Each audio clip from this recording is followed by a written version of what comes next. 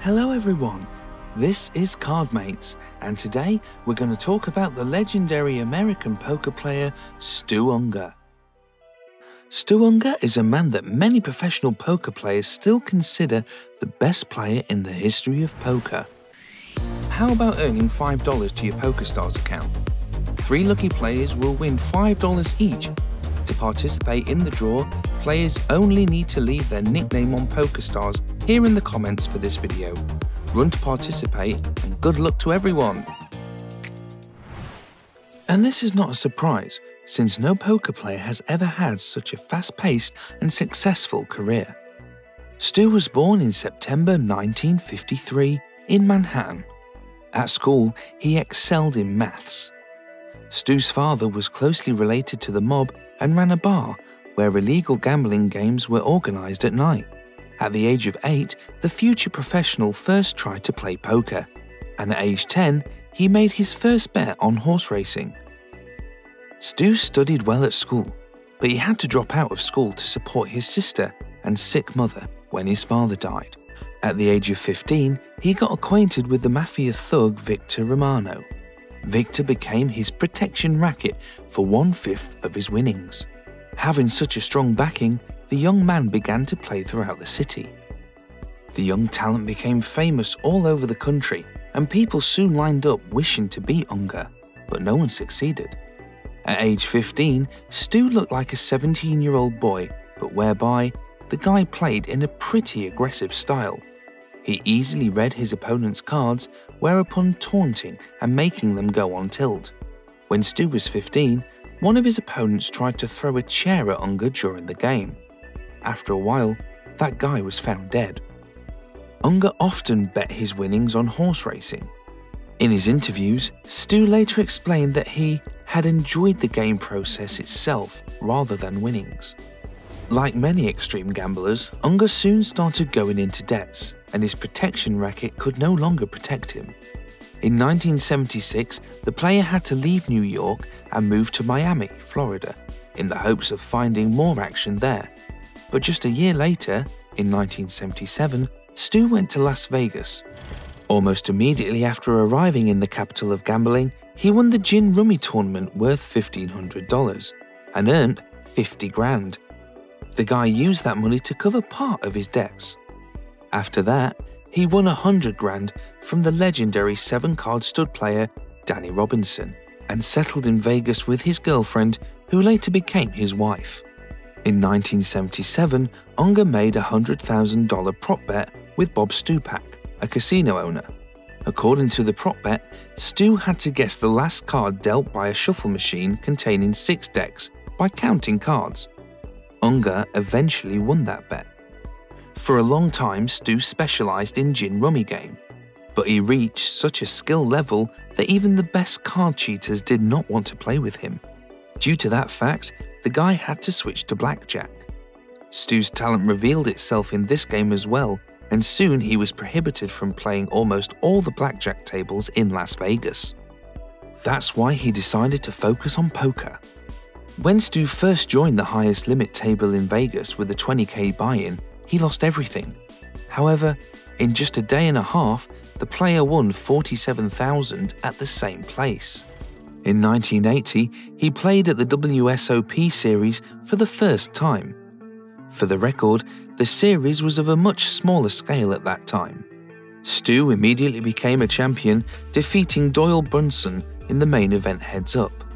Back then, he won $365k in prize money, his first gold bracelet, and became famous all over the world as the kid who had beaten the legendary professionals.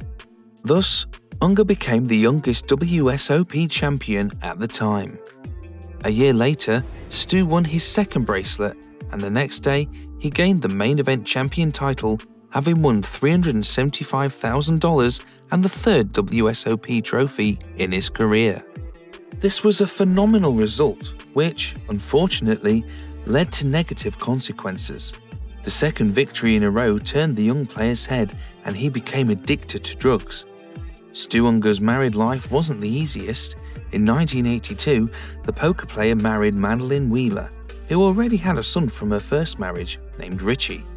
Soon enough, The couple's baby girl, Stephanie, was born, and Richie took his stepfather's last name. That same year, Unger was fined by the New Jersey Gaming Commission for allegedly cheating while playing blackjack. Representatives of the Atlantic City Casino said that Stu had put extra chips on a winning hand after it ended in order to get more prize money. The player flatly denied that. The fine for the violation was $500. However, paying the fine would have meant that Unger cheated. That's why Stu did not want to do that. The player believed that his memory and ability to count cards were natural skills, which is why he did not need to bet or be involved in any form of cheating playing blackjack. Unger won the courting case, avoiding the $500 fine. But the lawsuit cost him nearly $50,000. According to Stu, he was exhausted from litigation so much that he was unable to successfully defend his WSOP main event title that year. Having a family did not prevent the guy from leading a riotous life involving cocaine and gambling. As a result, Madeline and Stu divorced in 1986, and 3 years later, Unger's stepson committed suicide right after graduating from high school. This tragedy became very painful for Stu, and the player plunged even more into the world of uncontrolled drug abuse. Due to that lifestyle, Stu even stopped playing poker for some time and returned to game tables only when he had no money. In 1990, Stu Unger took 9th place in the WSOP main event, pocketing $25,000. There would be nothing remarkable if it weren't for two facts. Firstly, the poker player finished 9th only because he did not come to the final day of the event due to an overdose of cocaine. He was found unconscious in a hotel room. Secondly, Mansur Matlubi won the WSOP main event and $835,000 that year, but Stu claimed that it was an unfair victory and challenged Mansur to a $50,000 heads-up duel. Matlubi agreed, and Stu eventually won the battle. The hand in which Ungar called Mansur Matlubi's all-in, holding only 10 high, played a decisive role in their confrontation. 10 high was enough to beat the opponent as Mansur was bluffing. People still call this hand Stu Ungar's legendary call. Ungar's friend Billy Baxter convinced the guy to take part in the 1997 WSOP main event, and even paid a $10,000 buy-in for him. In a couple of days, Stu became the WSOP ME champion for the 3rd time, earning $1 million. It was the record-breaking prize money at the time. He gave half of that amount back to Billy. The player dedicated that victory to his daughter, whom he constantly called during the breaks and talked about his successes at the table. During the tournament, Ungar wore cobalt blue round sunglasses to hide the fact his nostrils had collapsed from cocaine abuse. Peter Olson mentioned this fact in the poker player's biography. Winning the event was not easy for him. On the first day of the tournament, he fell asleep right at the game table as he didn't sleep for 24 hours. After winning the 1997 WSOP main event, the media nicknamed Unger the Comeback Kid, due to the 16-year gap between his victories in the main event. That success would appear to be his chance to start with a clean slate, but things did not work out. 6 months later, he had no funds left again, but no one agreed to lend him money, being aware of this guy's drug addiction. According to eyewitnesses, he already looked like a living dead at the time. Many of Ungar's friends, including his best friend Mike Saxton, asked him to undergo rehabilitation and were ready to pay for the player's treatment in any institution in the world. Stu refused the offers, citing the experiences of his acquaintances that had previously undergone rehabilitation. They argued that drugs are easier to obtain in a rehabilitation center than on the street. Stu Unger was found dead on November 22, 1998, in Las Vegas in his hotel room. Death resulted from a heart attack caused by years of drug abuse. However, no drugs were found in the room. Doyle Brunson, recalling this situation, said that everybody felt terrible, but it hadn't been a surprise. In 2001, Stu was posthumously introduced into the Poker Hall of Fame. Many players still consider him the best player in poker history. Throughout his poker career, Stu Unger, in addition to official games, participated in many private tournaments held at high limits, oftentimes winning them. Rumor has it, the guy won about $30 million playing poker, but he spent all the money on drugs, drink, and casinos. Interesting facts about Stu Unger. Unger always kept all his money at home in cash.